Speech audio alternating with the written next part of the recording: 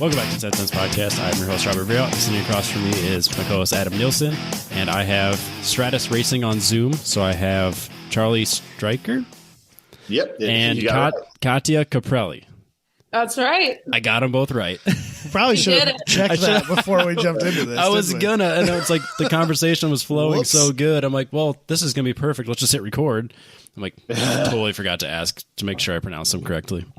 That's perfect. You're far from the worst butchering, so you actually got it pretty darn close. I'll take I was going to say, Yeah. between the two of us, Charlie and I have our names butchered the most on the team. Well, Robbie and I kind of have weird last names. We're pretty used to that as well. So, Yep. Yeah, Beerhout was a tough one for me. See, that is always strange to me because to me it's how it's spelled, but everyone says hoot. Verhoot. You'd be surprised for a 5-letter name how often mine gets mispronounced. Really? I assume you're Katie fact, a lot. People call I you get Katie a lot. Yeah. I get Kathy. I get Tatiana was a good one. Tatiana. Swinging a Oh, miss. so many various incredible mispronunciations of my name. It's wonderful. Yeah. I had a substitute gym teacher in high school, going down the roster, reading off names, and she gets to mine. She's like, Charles Sticklicker.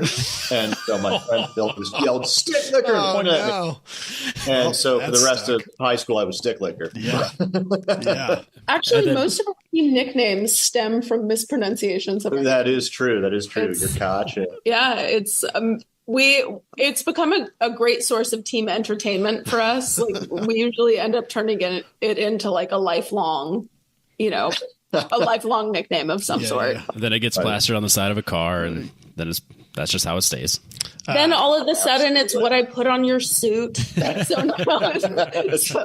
now when I'm designing the suits, it lives in infamy. It's wonderful. Yeah.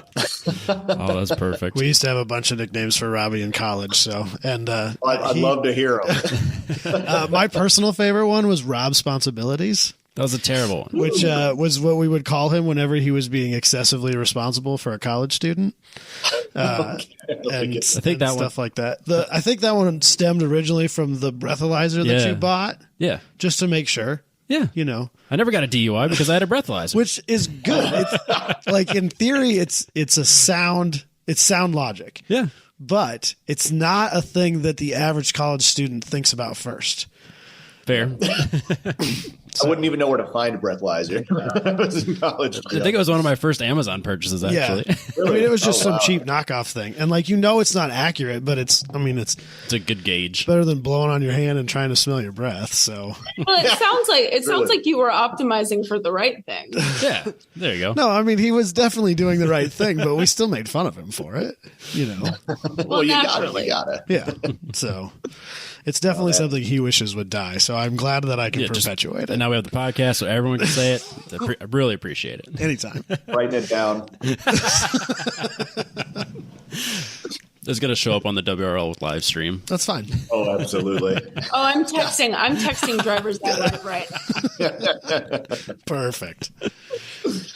All right, so where are you guys right now? Because obviously that is not Washington. No, we are currently in kind of a suburb of Cabo San Lucas, Mexico. We're on our team retreat, as one might call it, which is a very nice thing we enjoy doing together annually. So what normally... And it's beautiful here. Yeah, so what do you guys normally do on a retreat? Is it just like a vacation time off between the holidays before the season? To some extent. I mean, I would say mostly what it serves as is it's a really good idea for us to all re-baseline and get on the same page strategy-wise. So we bring everyone together as an opportunity for us to all get a break from racing and some really nice, like fun team building, team bonding activities in. But we also spend a lot of time talking about kind of future-looking, strategy calls and, kind of spending time together, thinking about our goals for the next year and how we can work together to achieve them. So for the most part, it actually ends up being some of the most productive time we spend together as a team. Absolutely.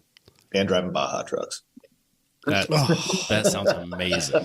We like to sandwich the fun in between the productivity. That's kind of our way. I got right? to ride in like a little Baja truck about a year ago now, and it basically ruined me. So I can't imagine driving them. That sounds incredible. It's fun. It's a riot. Absolutely. Yeah. Well, I I rode in almost one did a at couple Rally horses Ready last School. time, so that was fun. Oh, that's another expensive hobby. Yep. Absolutely. Yeah, there you go. So could have run my expensive hobby into their expensive hobby. Yeah. So it's like literally the entire team down there. Is it? So I guess who is the entire team? Yeah. Well, so, obviously teams consist of a lot of people, right? Our team is based in Elkhart Lake, Wisconsin. We've got, kind of Elkhart Lake based, people there. Our whole team is distributed. So like Clay and I live in Seattle. Charlie lives in Raleigh. One of our drivers, Dakota, lives in San Diego. We're everywhere. We're super distributed. So typically what we try to do is bring as many people together as humanly possible. And so far, we've been able to execute at least 2 of these trips per year where we get all of the drivers plus the management. And in some cases, those overlap, right? Clay and myself are team owners, and we want to have conversations both as drivers and as management. And if we can get both of those groups together, that's really effective. We've also done kind of team retreats with the whole team, like with the crew, with everyone. And those have been really helpful as well. Although I do find that the more people you have, inherently, the less structured it can be. Oh. Right. And so I think we try to think about these things as like, we bring everyone together in a situation where we can all relax and be honest with ourselves and each other about where the team's at, where we're at individually, and we can build from there on what our goals are moving forward and how we can help each other. And, I think that those intimate settings, like what we're doing now, are really effective for those kinds of like micro conversations, with yourself and each other about like, what are the individual pieces that I can work on? Whereas when you get the whole group together, it becomes a much more macro conversation of like, where are we moving as a team? So we try to cover the range with non-racing events that we do for our drivers and crew. We need to talk to Booney about no kidding. Team retreat. I feel like Factor Fab is missing the team retreat. We're definitely missing as a group for sure. Well, it's certainly it's not a cheap team expense, but it is something that we have noticed makes a big difference, just kind of in cohesiveness overall. Yeah, it helps when everyone's on the same page and running the same direction. Yeah. So we've had no retreats, but we've definitely had time where everyone gets together and strategizes, and that always helps moving forward. I got the big powwow going. Yep, for sure. Well, and as a team, we're also really lucky because we're all, as I'm sure you guys are on Factor Fabs, we're all friends, right? So we can call it a team retreat as like a way to like, justify market our taxes. Ultimately, we love spending time together, so it's very easy to organize these things for us. Yeah, definitely. Totally. So let's take a step back. So where did you guys come together as friends to be part of Stratus Racing, and then where did Stratus Racing begin? So me, Clay, Dakota, and Ben all met. We used to race and skip. So we all did the Skip Barb series. Oh, something. No, you're good. No, I was just forgetting to click on things. It made a noise, and then I forgot to. My bad. We'll roll with it. But yeah, we all met in Skippy, and we were all going through like the series. And I think Dakota and Clay had their 3-day school, which is like the first school you do there together, and they were car partners. Then Ben and I had our 2-day school together, and we all just kind of hung out after races, and like we'd get dinner together and stuff like that, and just that bond kind of grew. And so I think Clay had mentioned to Dakota once, like, hey, I want to go do endurance racing. How do we do that? And we just kind of built a plan from there where, it was going to be us 4 going racing a Miata at VIR in 2016 at the old, now defunct SCC 13 hour. And so we did that, and our first outing was terrible. The car got crashed almost instantly. And then it caught on fire. And just like, there's a spectacular video. Actually, It's somewhere on YouTube, the in-car. Did Ben make ESPN? Yeah. Ben wound up on ESPN because the car like, straight up exploded around it. And it was like a cockpit fire. It wasn't like an engine fire. The video is incredible. Yeah. You can see him. He's in the car. You can see him get out of the car, and then he's running. And the car, the whole cockpit's just exploded in fire. Oh my gosh. I mean, it was insanity. What went wrong? Doubting as a team. Was there fuel lines in what happened? What caught on fire? So the exhaust fell off somewhere in the running of the race, and so the exhaust was just aiming at the gas tank, just straight on, and pressurized the crap out of it. Yeah. And blew the little, on Miatas how they got the little access top thing in the back. It basically pressurized the point that just popped off. Oh my gosh! And in the video, you're seeing all the fuel spray forward on the dash, almost like a fuel injector spraying it. It's becoming atomized. So it's just that place is a tinderbox, right? Yeah. You can see it. If you were to go search this video and watch it back, you can see physically in shitty old GoPro resolution, there's clearly liquid just spraying. Oh, it's crazy. Yeah. And the only thing to survive the crash was actually the SD card and the GoPro. Everything else was melted. Wow. Did he get out okay? No burns or anything? Nothing too serious? He got a little blister on his chin and a little blister on his ankle, but his suit was toast, but he was fine, remarkably. Wow. Holy cow. Yeah, that was a crazy one.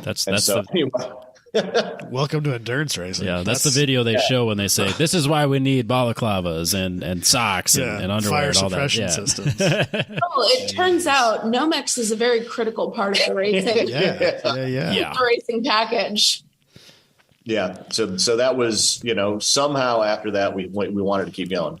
And so we got connected with a fellow who had ran NPO1s out on the West Coast. We ran those in the NASA Work Series in the 25 Hours of Thunderhill. And then eventually, that just kind of turned towards WRL, because I think that the program, the offering that WRL has, I think really suits our program. Just kind of what we want to do. The competition's excellent. And it's a lot of fun. So we just kind of grew it there. You just jumped straight into the NPO1s pretty quickly then? Pretty quick, yeah. The NPO1 back then was the Elan NPO1. Right. It was a bit of a different car back then. It wasn't quite as high performance yet. It still needed some development. A really good baseline car, but still kind of early in its development. So it drove a bit like a Skippy car did back then. So a bit faster Skippy car still, but Skippy car nonetheless. And so we were able to kind of. It was more of a half step from a Skippy car versus the new NPO1, which is a bit more of a jump from a Skippy car with all the development that Ben's done for the car. The Skip Barber cars, those are Formula Fords basically, right? Or it's are they kind of Mondial or something like that, basically, with a bunch of steel added to it and a Dodge 2-liter. A Dodge 2-liter. Oh, Dodge 2-liter. Yeah. Huh. Better than Neon, right? Yeah, the Neon RT was what it was out of. So just run forever. Only if it's a single overhead cam. If it's a dual overhead cam, it won't finish an endurance race, apparently. Good Lord. A good friend of ours had bought a Neon, and we ran a few champ car races with it. And that's a good time. Shockingly successful with it, actually, for what it was. But yeah, I know more about Neons than I sometimes care to. I'm for a while I accidentally a Dodge guy, so Dodge guy by default. Yeah. Seems like it could be like a good hashtag accidentally a Dodge guy. Yeah. Mopar, I guess. But yeah, so Clay and Ben and Charlie and Dakota and some of the other, more management oriented people, our driver, coach, and spotter, our technical partner, all had a program that ran around, 2017 ish. Yeah. And so they had kind of a first iteration of an endurance team. They took a few years off. There was, there were various other things happening in the personal lives of some of the teammates. And then later on, in fact, in 2019, 2020-ish, Clay and I started thinking about, racing, right? Started thinking about, I have a background in engineering. I studied what's called industrial technology vehicle design, which is basically a mechanical engineering field of study that focuses specifically on manufacturing vehicles for performance. So I studied specifically in aerodynamics. I took a huge interest in that. And I actually worked professionally in, I consulted for several teams in Porsche Super Cup, et cetera. I worked on a couple of tertiary projects that ended up in LMP cars, just kind of testing and iterating on aero stuff. So I had been working in racing from the engineering perspective for a while, and Clay had been doing driving, And at that point, we decided we wanted to try it out. I had never driven before. Not in a competitive sense. I had field tested aero components for cars in the past, but no wheel to wheel, no racecraft, no performance oriented driver training whatsoever. So I was very green and really nervous. And so we went with a friend of ours, Clay, myself and a friend went to the Skip Barber 3-day school in the Mustangs at Lime Rock. And went and did the basic, and then we went and did the advanced. And then we did a season of Lucas Oil, the racing school race series. Okay. At that point, you joined us on that. Sure did. which was fun. So it was Clay, myself, a friend of ours, and Charlie doing this Lucas Oil race school, which we had a blast with. It was really fun. And from there, we completed the school, decided we wanted to do endurance racing, decided that NPL1 was the way to go, decided that WRL was really our only choice in terms of what we wanted to do versus what was available, right? We wanted the long form endurance racing. We wanted longer form than what NASA was offering. So we wanted the 8s, we wanted the 14s, we wanted the 24. So we ordered some cars that came to us very late. So we had to use Sebaco's test car for all of our preseason testing, which was a really interesting turn of events. And we jumped directly into the MPO1 from there. We called up Dakota and we had a team and debuted our first car in WRL. That was the beginning of Stratus. What year was that? We debuted in 2020. 2020, yeah. Yeah. Okay. COVID year, yeah. Yeah. I am blown away at the amount of all in that you guys did. The escalation. It was like, let's go racing. We'll order some cars. and then here we are a couple of years later. We're definitely not unconvicted. Yeah. Conviction is not our constraint. No. I'm going to fix the lighting in here real quick. Okay. Good. You just sit awkwardly in the dark. The sun is going down on us, so. Our sun's been down for 2 hours now. forever, So, There you go. yeah. Then our view wasn't quite as nice as yours. So. No, it's a lot colder and crappy. Our 45 degree heat wave we got today. I was pretty excited about it. Yeah. Go sit. So it was negative 45 just a few days ago. So Where are you guys at? We're central Iowa. Yeah. Oh, you guys got hit with it. Yeah, we had a big blizzard. cold. Yeah. Yeah. I had a snowplow stuck in front of my house. That's how bad the drift was in front of my house. So they had They had to dig a snowplow out. Yeah. So Put the fire truck on fire. It's just what do you do from there? yeah, exactly. Yeah. Just sit back. So All right, so you guys jump in. You got a couple cars, and a car that really wasn't meant for endurance racing per se. A lot of teething issues, or was it more of a natural progression?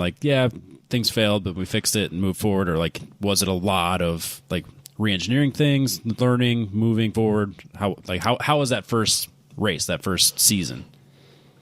The first race, we actually were going to win substantially. I think we were 4 laps up on the field. It was at NOLA in 2020, and that was the first race that you had with the car? Yeah. Okay. And so I'm trying to remember exactly what the situation. Oh, the car caught on fire again. Yeah. So That was a scary it was picture. an iterative learning process. At the first race at NOLA, and to preface this, I really have to say, we owe both Ben Cooper at Sebaco and our technical partner, Greg Borland with Arms Up, a lot in terms of just both being open and honest about what the possibilities for failure were going to be going into the season, and B, doing a really great and thorough job of combing through the cars before we ever race them.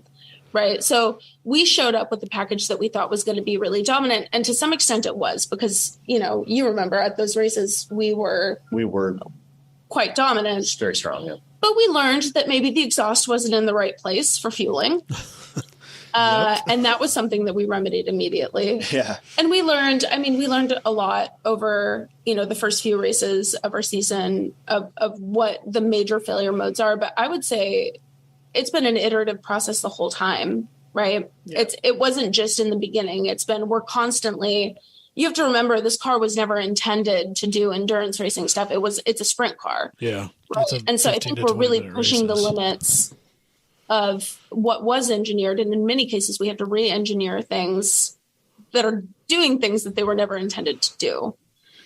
And Charlie, you've spent a lot of time. You've been in the car for many a suspension issue and CV. Yeah, I think that it's par for the course too, though. Like any other sort of bespoke race car manufacturer that you work with is going to have the same sort of development with something that is being a platform that's being repurposed for a different purpose. And so I think that the progress that's been made has been excellent. I think that the 2022 cars that we had, I think, were leaps and bounds ahead of where we were in 20 and in 21. And it's just kind of that continual development, making these things just as excellent as they can be. Yeah. I'll say that too, that, Ben at Sabico, I really do appreciate this whole year as we're working through ours, and I want to thank you guys as well, because before every race, you guys give out way too much intel. And then you also are very quick to respond when I have questions about, hey, what did you do with this on your car? So when Factor Fab bought the car, we actually had a meeting with you guys, and you talked about, I would change this immediately. Do this, do this, do this. And we did, and then we didn't have those issues because you had already fought through it. So, again, I can't thank you enough for the amount of effort that you did before us and that we were able to piggyback on. Because, their fire at NOLA was because the exhaust was coming out right where the fuel fill is. Yeah. So it dripped onto the exhaust. Yeah, so we moved the fuel fill to the other side. Right. Well, it's even crazier than that. So what happened at NOLA was it was that, yes, but it goes a little deeper. So what happened was there's a two-way, or it's a one-way release valve on the fuel cell that is faulty from the manufacturer. And so what happened was that valve became faulty and pressurized the cell over the 7.5 hours it was running. So when our venter tried to plug in, it actually just started spraying pressurized fuel out. Oh. So there were even further. So we moved our exhaust, but we made further modifications to the fuel cell as a result of that. Yep. Which, is both a safety issue, but also it's good to know, right? Which is why kind of at Stratus, we really care about sharing specifically safety information with you guys. Do this. This is important. Yeah. I think too, the culture, I think that everyone's been bringing to the GTU, Factor Fab, 9.4, everybody has been really cooperative as well. And I think that's been really huge, because I think we're all on the same page, right? We want to fight on track. We don't want to fight in the paddock. Exactly. And you don't want to win by 4 laps. That's not as much fun as winning by 2 or 3 seconds, especially over a long endurance race. That's what's so cool about modern day endurance racing is the margin of wins are so tiny compared to what they used to be. And I'm sure that makes it way more exciting. Oh yeah. Yeah. Let's make it an 8-hour sprint race. Totally. Yeah. But yeah, it's a lot of the modifications we did to the fuel cell were exactly what they suggested. And so we didn't have to fight those issues as well. And then I also, Ben at Sabico, I have his cell phone number. So when I'm working in the shop, I can just text him or call him. I try not to abuse it, but he gave it to me and said I could call. I'm sure if Ben were to list in priority order the number of people who have abused his cell phone number, you're going to be down on the left. I'm pretty low on the you're fine. We've monopolized a lot of Ben's working hours trying to figure out, some of the stuff with this car. So he's been wonderful to us too. Really. Oh, But yeah. honestly, it makes us all so happy to see other teams wanting to field an NPO1, right? It's certainly not the easy choice. No. No, but I think it's way more interesting than, buying a Porsche GT car and just going. I mean, even if the cars were like the same out of the box, I'd much rather be in this little like prototypey type thing. It's way more interesting to see. Yeah. So, And as a performance, like as a training tool, it's pretty incredible the amount of performance you get out of these things. Like, when we did a test in an LMP3 car, 2 summers ago? 1 summer ago? I don't remember. I'd say last summer. Last summer, something like that, and the performance of an LMP3 car was like a tremendous, leap ahead Right. as far as power and just like overall aero capability. But because the NPO1 is such like a fundamental training tool and it really enforces proper driving technique and makes you, like Rob, you'll agree with that. Like if you aren't executing properly the fundamentals, the car's going to punish you for it. Oh, yeah. Right. Yeah. And there's no aids. You've got to compress those brake zones. It's all about really maximizing, every little bit of a corner. And so then hopping in the LMP3 car, I felt like it was a much more manageable jump and was able to actually perform fairly well in the car, just as a result of having all that experience and all those fundamentals built up from the NPO1. The cool thing about that too was we did a head-to-head test with the LMP3 car and the NPO1 at NOLA. We've tested the NPO1 at NOLA many times. We tested Right. the P3 car there. This is a Ligier, the most current Okay. Ligier. And the interesting thing is that head-to-head in the slow corners, the mid-corner speed of the LMP3 car and the NPO1 were very, very comparable. Like the aero packages in the NPO1s is nothing to scoff at. They're actually very well developed in that sense. And so it does make it, to Charlie's point, a really good training tool for anybody who wants to move up in kind of the prototype ladder. Yeah, and Charlie, I want you to know that you have given me a new bucket list item. The way you described the LMP3 car when we were talking about it at Autobahn. So, Crazy. Why'd you think it was crazy? Oh man, well, it's because it's like driving the Pro Formula Mazda. It was like very physical, and I felt it a lot in my shoulders. But the LMP3 car is the only one that I drove where it was like I felt like I'd just been running. Your heart rate increases just as I think as an offshoot of just how ahead of the car you have to be and how prepared. Like going into turn 6, I had to tell myself every single time I came into it, touch, turn, go, and then I'd like actually execute. It was like I had to command my body to do what the car could do. No, I get it. It's definitely the interesting thing about the P3 car is that the steering is so insanely light because it's got very, it's got a high amount of power steering, which we have none, right? So you're used to like muscling the car.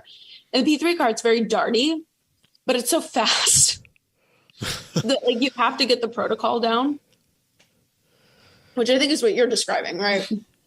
Yeah, it's nuts. You gotta be like 2 corners ahead at all times. It's something. that's got to be such a weird yeah, thing. you don't get to make a mistake. And like, that's not even the fast one. Like an LP3 car is not a crazy, slow right? car. Don't get me wrong, but like, it's still 2 tiers down from the fast one. Yep. Yeah, That's crazy. it's nuts. Yeah. Watching like a LMP1 in car. You swear it's in fast forward. Yeah. You swear it's in 1.5 speed at least, right? Like I mean, we were at Autobahn, and he's like, that feeling when you're on a roller coaster and you're at the top and you're about to go down the hill. Yeah. It's like that the whole time. Yeah. That's what I want in my life all the time. Well, we talked about It this. gives me so much respect for the guys that go out and wheel those DPI cars. Yeah. Yeah. We talked about this when Robbie, like after one of the first times that Robbie drove their car, I said to him, think about a few years down the road from now, Robbie, like you can't go back. Like, what are you going to do next? Because he's not going to jump in a spec Miata after this, that's just not the same. It has to. So like he's ruined himself. because now it's just going to get more and more and more ridiculous. Yes. Yeah. Incremental escalation for sure. Right. Yeah. Right. Clay and I often joke that we're in a war of escalation with ourselves about how far we can take racing. And I believe that. Yeah, I think that's fair. I think What's a lot the of people Factor are. Fab situation looking like next year? Now you guys are playing Road America for the first race. Road America's our first race. We still don't know on when we're getting our transmission back. It looks like it's salvageable, so that's good. That's awesome. It's great. So he's working on that right now. We have 3 engines sitting in my shop right now that we're going to get prepped. Have one in the car, and then obviously 2 spares. Hopefully not need them is the plan. And then basically get the car ready to meet the new rule set, and then have get at least a test day or 2 in before Road America, and then I think we're the only race we're missing after Road America that we're planned to miss is Daytona. Everything else I think we're planning to make. Okay, copy that. What's the impetus behind skipping Daytona? Booney's going to be in France. Is that around Le Mans time? Yeah. Ah, So he said we could take the car, and I just don't feel right. that doing seems it. a little weird for sure. So we're not gonna. Oh man, yeah, no, understandable entirely. It's a cool event in 2024. You guys should definitely try to make that one if you can. I am. Oh yeah, So Yep. far away. Yep. No, Jess keeps bringing up the fact that we never did a honeymoon, and it's been like 3 years. So you're going to take her to a racetrack? So we were going to go to You're so France. romantic We were going to about go to France, Right. And then time Go it to went Le Le Mans. Mans. Oh, I see. So it's going to be just conveniently timed Yes. Yeah. for Le Mans. Yes. Yeah. There you go. Yeah. I just need one day, like 24 hours. Right. By the way, it's not a bad place to hang out. Like, especially No. around that time of year. There's lots of good food. There's some great wine. Like, Well, and it's the 24 hour is such a spectacle. Oh, Even yeah. outside of She- the race itself, there's She would enjoy it. the Ferris wheel that they've got, like all kinds of crazy stuff out there. So it's not like going to, WRL at NOLA. It's going to be a little more exciting. Nah, it's basically the same thing. identical. What are you talking about? Yeah, you just didn't go to NOLA, man. NOLA's not a destination track in my mind. Like, I'm sure it's a great facility. Don't get me wrong. is. But it's not Road America. Is this a good time to plug my 2 Max Track Time events at NOLA? Absolutely. Yes. Sure. No, I'm kidding. I Harley mean, that's what it's for. promises maximum track time, Yep. legally binding. It worked well for Robbie until the car broke. Yeah. It was a great event. Oh, thank you. Hey, thanks for coming out. Yep. No, we plan to make it to more of them in the future. So yeah, let's plug that right now. Let's tell me. Yeah, no, seriously. Let's tell me about this. absolutely. Like we are not good at order, so we're gonna bounce back and we're forth the not whole linear. time. It's fine. That's perfect. So I just repeated this like over and over and over for 3 days straight at PRI. So I'm going to see if I can bang it out again here. Basically, what Max Track Time is the merger of a track day and a private test. So, like for folks who might not get the benefit from going to a track day and running their team, whether they have too many drivers to really make a track day worthwhile, or they want to do a lot of testing with setups or components and stuff that's just going to take a lot of time and a lot of on and off track at odd intervals. Max Track Time just really simplifies the whole process. You sign up like you would for a track day, but then you get 8 hours of open testing time. There's only 25 cars allowed to enter, except for the Thursday test days at WRL. Those are 30 cars. But, 30 cars aren't going to run 8 hours the whole time. So you're really looking at like 10, 15 cars on track at any time. So for all intents and purposes, it's basically like a private track rental. And then on our 2-day events, we provide breakfast, we provide lunch, all catered, as well as an all-day coffee bar. For the Thursday WRL ones, we do the lunch and the all-day coffee bar. So just really kind of removes all the ancillary tasks that the team might have to perform at an event and just allows you guys to focus on testing and do whatever it is you need to do. And it's good catered food too. I will say that. Yeah. It's good coffee. It's good. I'm glad you liked it. As a customer, I can say it's great. Yeah. It's not Loved like it. chicken nuggets from McDonald's. is No, what you're telling me? it was good food. All right. Fair enough. Fair enough. Now I got to cancel my order at McDonald's. You set the bar too high now. Yep. But no, we did this at Autobahn, and it was Yeah. it was an excellent event. It gave us a chance to really shake out the car as a team. And Yeah, had we not had mechanical issues, we would have been there for 2 straight days, and we got so much more done. Most regular HPDEs aren't structured well for what you guys need track time to accomplish outside of your competition time. So this makes a lot of sense. I can see where there's a market for this, for a lot of people, even not endurance racing teams, but just like, regular sprint racing teams could use a lot of this time too. So that's cool. Yeah, totally. We're gaining a lot of traction with, we got a few Trans Am teams that want to come to our NOLA 2-day event, and some SRO folks and whatnot. So yeah, it's it seems like a lot of people see the value and are interested in signing up. Absolutely. Yeah, no surprise there. Yeah. So on the Stratus Racing front, you guys have 3 cars? We run in WRL 2 cars. We currently field a 2-car program in WRL. However, we also, in the last couple of years, the last 2 seasons that we've been active, we've competed in the 25 Hours of Thunderhill, which is a totally different spec of cars. So typically in a given year, we're developing 3 cars at a time. We're developing our 2 WRL cars and our 25 Hours of Thunderhill car.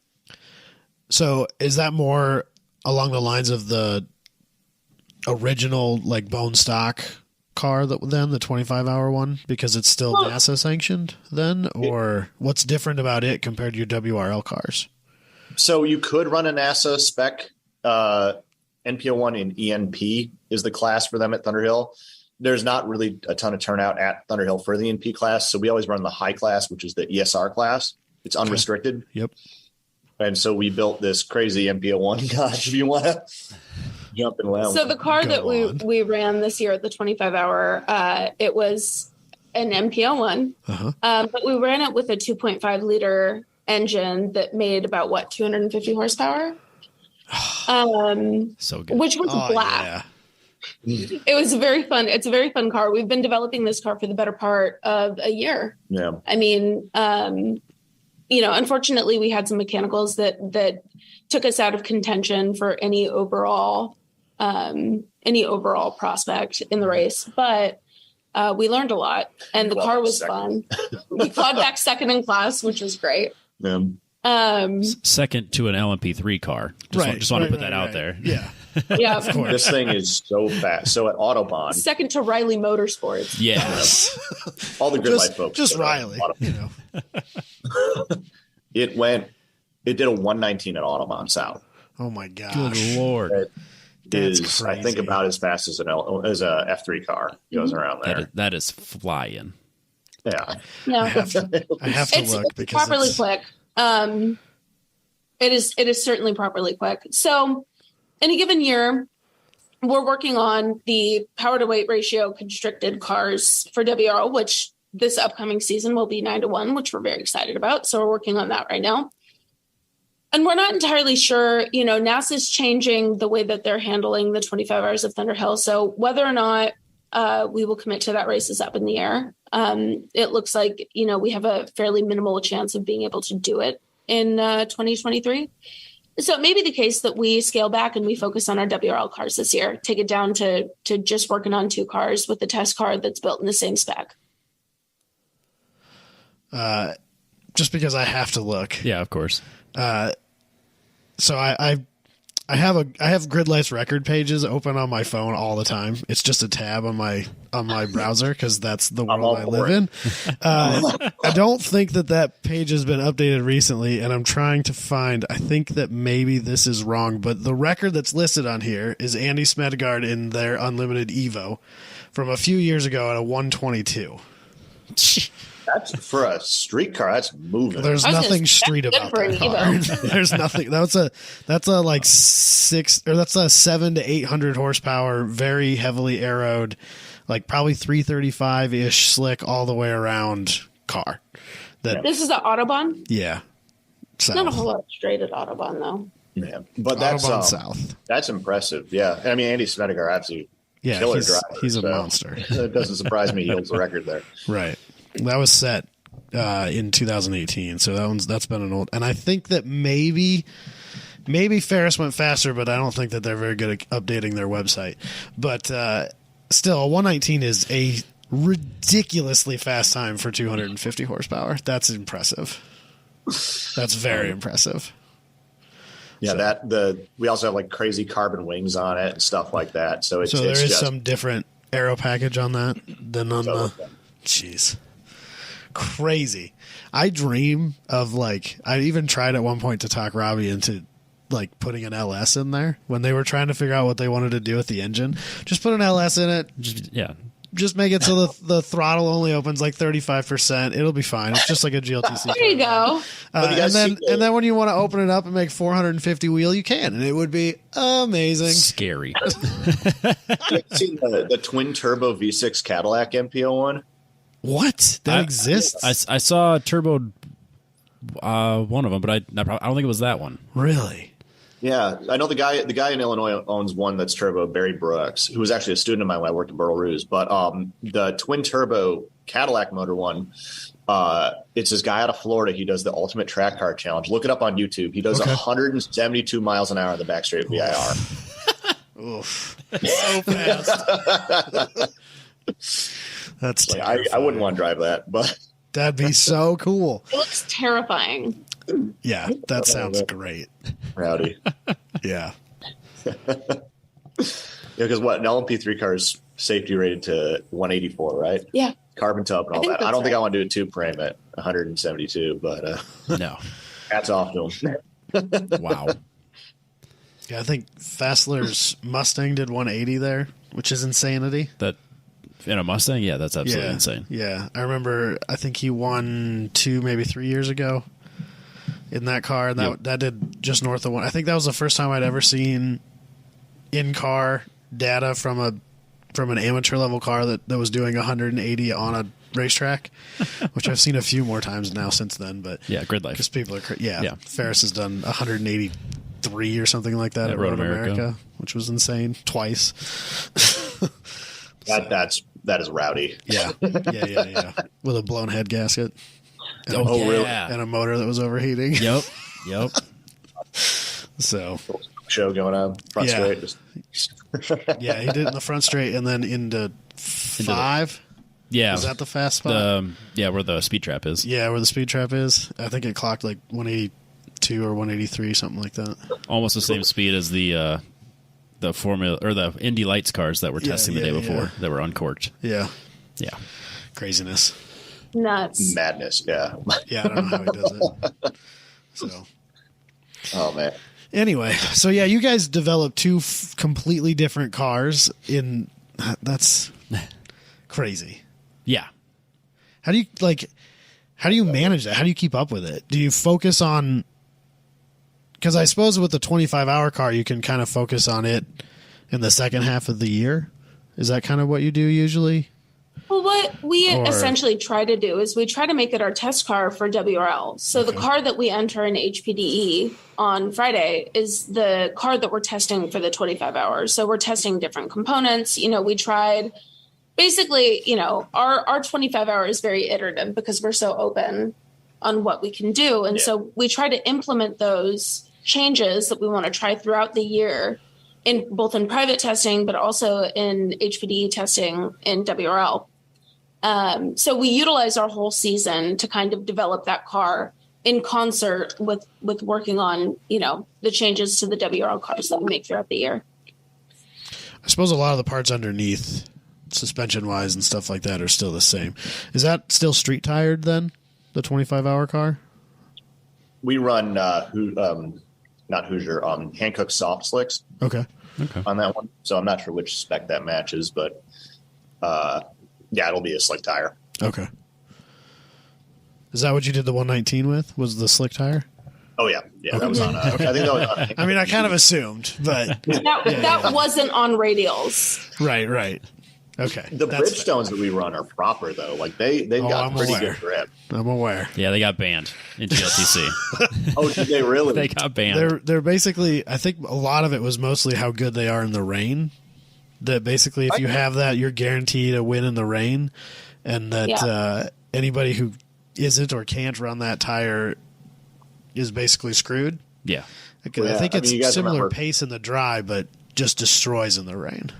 Oh yeah. I mean, Rob, you remember High Plains? We had the Bridgestones on our cars. We were doing like 7 seconds a lap faster than anything else in the field. Yeah, and we were on Coopers, which are not made for the rain at all. No. Robbie saw the light that weekend. Sliding, it was Bridgestones for life after that, for sure. Yep. Then I bought them for my car, and then proved how good they were in the wet at PPIR. Yep. And then they banned them. Yep. Sometimes it does not pay to be friends with the rules guy. No, it doesn't. So it's like, oh, Robbie got to 11th. Yeah, ban those tires. Yeah. So what's the big plans for Stratus in 2023? Wow. Well, that's a broad question. Well, this year we're planning to field 2 cars in WRL. We're shaking it up a bit this year. This year we're doing 2 cars, 3 drivers each car, and we're changing our driver lineup per car per race. So it's no longer a static driver lineup, even though we have, 6 full-time drivers for us. We're mixing it up a bit. Now maybe Charlie and I are going to be in different cars. Maybe we're going to be competing, or maybe we're in the same car against Clay or Dakota or whatever. So it's going to be a really interesting exercise in our flexibility as a team and as drivers, which is something I'm very excited about. So how are you going to decide that? Is it like arm wrestling or poker? How rock, paper, scissors? Yeah. No, yeah. My plan is I'm going to get one of those, those bingo cages that you can roll. Oh, yeah. There you go. Yep. I'm going to get one of those, a ball for each name, and we're going to draw from the bingo cage. I like it. I like it a lot. That's my plan. But she's going to do it Saturday morning. Well, I mean, Man. You don't know what you're going to race until you're on grid. I think hey guys, that's are you exactly preemptively practicing your driver changes with all of your prospective buds? Yeah, I think that's absolutely the way you do it. As someone that's competing against that, I love that idea. Well, see, that's what it is. You're just so far behind; they got to do something to keep it interesting. Yeah, keep it interesting. That's the problem. Yeah. Is it going to be the same 3 next year for you guys too? Yep. Josh Awesome. Mooney and me. Sweet. Yeah, that's going to be a good time. Yeah. Apparently, I'm getting drug out there to take some form of crew chief role on. So I'm going to yell at Robbie on the radio. I'm pretty excited about being able to do that. Just tell me how off pace I am. Yeah, pretty much. Yeah, it's a fun thing to do. I'm also going to be. Charlie's out there and he's 3 seconds a lap faster than you, Robbie. So that means I'm doing really well. Drive better. That's not acceptable. I'd be pretty happy with that. just put it out there.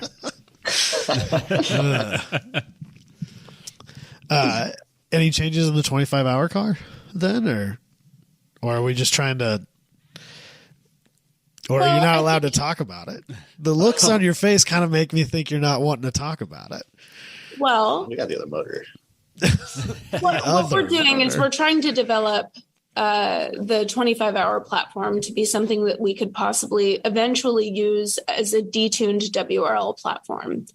And so we've got a lot of kinks to work out, and we're in the very preliminary, aspect of actually testing this. But our real goal this year with testing is going to be seeing if we can make it work. We're making a lot of changes to the cars in, both in an electrical, situation, but also to other components of the car too. So when you make so many changes, it's hard to really understand what fails. And so we're trying to take a very methodical approach to creating the most reliable car we can. And so, we've got some ideas. I'm not really sure what's going to work yet. We're going to test it out. I think if you ask me that question in 6 months from now, I'll probably have a much better read on what our goals are for the rest of the year. But as of right now, we have a lot of aspirations, a lot of goals, a lot of things to test. But we're not quite sure where any of it's going to land yet. Would you agree with that, Charlie? Yeah, I think so. I think. Does that car have pace to be overall competitive? Yeah. Do you think? At what, WRL or at? No, like the 25-hour. That's is that with the more horsepower and stuff like that? Do you think that car has the pace to be overall competitive if you didn't have the mechanical issues you had seen? Well, I think how much did they beat us by in quality, the P3? Oh, significant.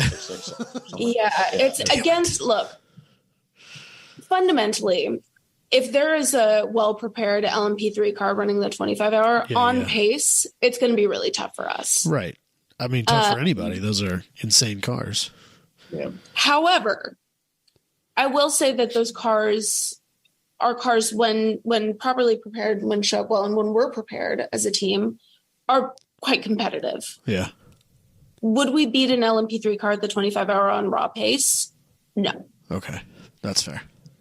No, particularly not the one we competed against. No, Riley year. had a great platform this year and great drivers too. Great platform, great drivers, very competitive team, fully deserved the win.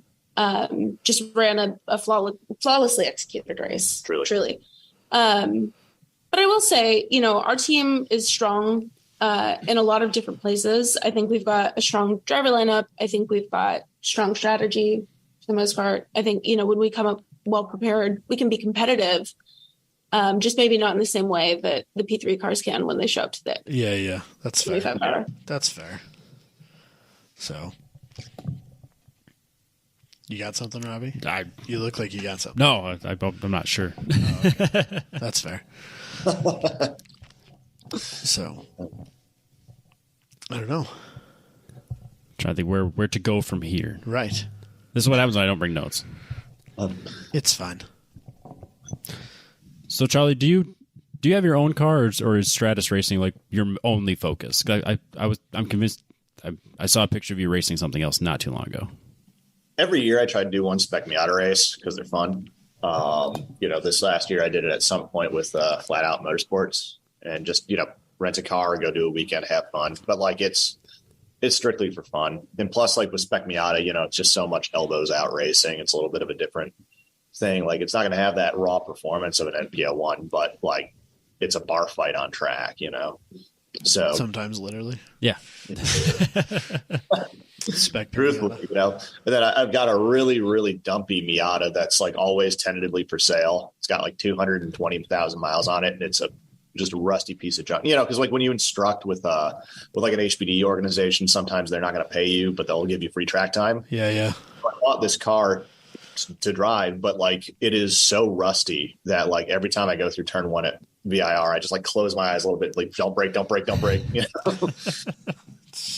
So it's for sale always, but whatever anyone wants to pay for it. All inquiries can contact Charlie at stratusracing.com. There you go. There we go. Sadly, someone will be like, "Ooh, a Miata." 200,000 mile Miata. That sounds perfect. Yeah, let's talk about it. That rust, you say? Interesting.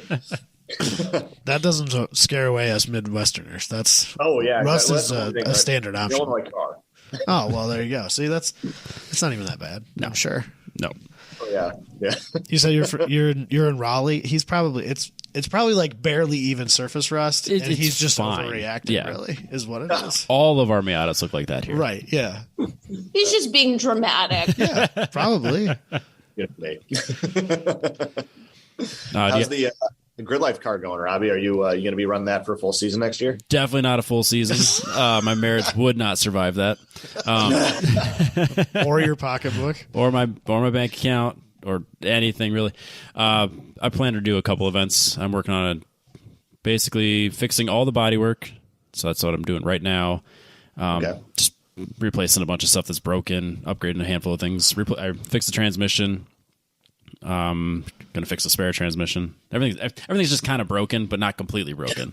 I feel that, right? And then it's getting just a totally different livery. So, sweet. I'm not allowed in his garage right now because it's a surprise. Like seeing your bride on your wedding day, right? You can't see it. Well, I don't know yet if he's just doing something, to change it up, or if he's actually doing something to upset me. Because that's the relationship that Robbie and I have as friends. Just do a livery. That's kind just of to how troll it you. works between me and the team with liveries. Yeah. So I don't know yet if he's really truly doing something out of spite, or if he's just messing with me. But at this point, I've already been told I'm not allowed in his shop. So no. Because I look forward to that episode. The vinyl showed up, so now I can't see it. Yep. I'm going to finish painting today. as soon as you leave, I'm going to do the clear coat and I'm done. And then I can vinyl wrap. I got the 9 Lives wing. Everything else is just fixing it. Yeah. So, yeah. But yeah, I plan on doing a couple of GLTC races. Spend a bunch of money, work really hard, get mid-pack, because they're freaking aliens, man. Yeah, right. Aim for 20th. Yeah, if I can, yeah, top 10, and then I not really would have for people accomplished like something us, if I did Rob. top 10. Not in a big race. Not in a big race. It's just not a thing for people like us. Oh well, we'll figure it out. It's for fun. 60 car fields are crazy in 15 minutes. It's like, we're talking about bar fights, right? Like that. Right. That is also one for sure. Yeah. Yeah, that's my trial by fire with GLTC Midwest Fest, my first race ever, 60 car field. Yeah. His first wheel-to-wheel race start ever was a 60 car field at Gingerman. Oh my God, drain through a fire hose. That place already past that. Yep. Yeah. So it's kind of funny that Robbie's choice in racing is like GLTC is probably some of the shortest wheel-to-wheel races that exist, because they're like 15 or maybe 20 minutes flag to flag. Yep. And then endurance racing. Yeah. So I'm all in on Grid Life Super Grid rules, but they require a driver change. yeah, Robbie's like 3-hour race. That's a stint. I don't need a driver change. I told him he needs to talk to Jabay and just agree that he pulls in, unbuckles, runs around the car, then gets back in and buckles back in and goes back out. That's a driver change. Yeah, I'll even change my helmet. As far as I'm concerned, that's a driver change. And then he should be able to keep alone, going. I'd love to see that. Right? Chinese fire drill. I'm all in on it. There's like 4 cars in the pit lane with the driver just running around while some guy's trying to fuel it for him. That would be the best. That is one thing we learned in WRL though, is that doing a race weekend with 4 or 5 people is just not quite enough. Yeah. So that's why we need you as a crew chief and I know. hired hand. I'm gonna have to actually buy like an actual fire suit and all I that have a stuff. spare. You're fine. Oh, really? I have a complete spare of everything I'm for gonna just drown that. in it because you're taller than I am. Nah, you're fine. That's fine. Well, what I can say, as we learned at NOLA, that'd be a good investment. I know. Well, and I literally have only driven on track twice. Driving's not really a thing that I've in our like group of, or in our racing world, I've kind of taken a different path, and I did some live stream stuff with Grid Life, and I've done a lot of trackside help and support and stuff like that, but I don't drive very often, so I've never bothered buying the fire suit and all that stuff. But now my dad's getting back into drag racing, and I'm fairly certain I'm going to end up with an NHRA comp license this year. Oh, wow. And the car that he has is going to require me to have a full suit anyway. So, yeah. It's just a thing I'm going to have to buy. So, no better motivator than necessity, right? yeah. Yep. Fire safety at drag racing is terrifying. You mean lack of safety? Yes. Okay. My dad has a car that'll run 950s in a quarter mile at like 150 miles an hour or whatever it is. And there is no fire suppression requirement whatsoever for that car. None. Lord. Which is kind of crazy. Yeah, that's insane. That's nuts, yeah. So I might just put one in there anyway. Probably a good idea. Yeah. Yeah. Just, yeah. We support that plan. Yeah. It's drag racing's an interesting world for sure. So what do you guys are going to NOLA then? Here for WRO? Any major prep things, like now that the rules are out, do you have to do anything major to it, or is it ready to go? I think to some extent we're reverting the cars back to the 2020 spec so that we're 9-to-1 power to weight compliant. I think we've got some fuel back, so we're currently doing some pump out stuff at the shop, making sure we're compliant with that. I mean, Charlie, can you think of anything else that we're working on right now? I think that's basically it, right? We got to add the number on the windshield banner, but There's some cosmetic changes. But otherwise, I think we're golden. Oh, Was there a lot of rule changes for? I mean, I never cracked open the book this year. Is there a lot of rule changes for? No, GTU? not a lot. No. Yeah. So yeah, the 9-to-1 power ratio. So they let you have your power back. Yes, and Okay. then also the fuel. We have more fuel now, so we get to all the fuel capacity. Yeah, all the blocks that we bought to get rid of our capacity. You gotta take them out. We get to take them all back out. Oh, good, So, perfect, yeah. great. Yeah. That's the Longer big stints and more stuff. power. What's that? The longer stints and more power. It'll be awesome. Yeah, It'll be great. Yeah, I'm all in on that. Hey guys, unfortunately, I've got to run. You're good. Yeah, Yep. I think we got there, right? Yeah. So I think Charlie and I both have to run. Sorry to cut this short. No, this is a perfect show. But it's been so much fun getting to chat with you both. It's really nice to spend some time with you guys. Yep, absolutely. Thanks for coming on. Is there anything you guys want to plug? Social medias, anything like that? I mean, you could follow Stratus Racing if you want, but we're very, very bad at social media. If they listen to this podcast, they're okay with bad social media. Yeah, we're Yeah, terrible. I mean, if you want to see a race car like once every 3 months, follow Stratus Racing. Perfect. It's great. Perfect. Always, if you're looking for some testing, check out maxtracktime.com or follow us on social media, Facebook or Instagram, both under Max Track Time. Perfect. That's the better one to follow. I would recommend that one. All right. Well, we'll let you guys go. Again, I want to thank you for coming on, taking time out of your retreat and vacation. So, good luck in 2023, and I'm looking forward to seeing you guys on track. Thanks. Good luck to you guys, too. Been a pleasure. Look forward to see you. Sounds like you both at the track soon. Yep. All right. Have a good one. Thanks so much. Yep. See ya. Bye. Bye. And we'll catch everybody else next week.